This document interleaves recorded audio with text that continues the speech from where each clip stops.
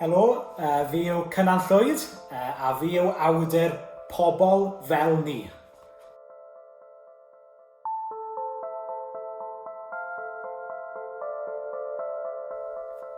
Heb sbwylio'r plot i chi, mae Pobl fel ni yn dilyn Nathan a Sadia.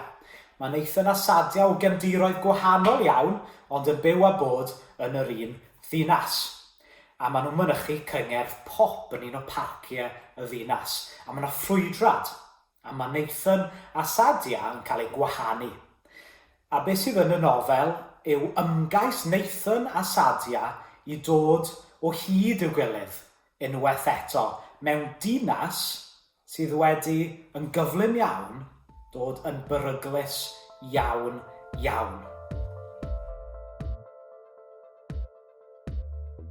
Wel, dwi wedi bod yn sgwennu ers o'n i'n ifanc, oedd mam a dad yn annog fi wneud hynny, a dwi wedi bod yn darllen ers yn ifanc iawn hefyd. Wrth fy modd a darllen llyfrau Cymraeg a Saesneg o bob genre i blant, i bobl ifanc, i oedolion, a fi meddwl bod hwnna'n bwysig iawn pan chi yn mynd ati i sgwennu, bod chi'n darllen digon, bod chi'n llenwi eich meddwl chi gyda pob fath o bethau creadigol.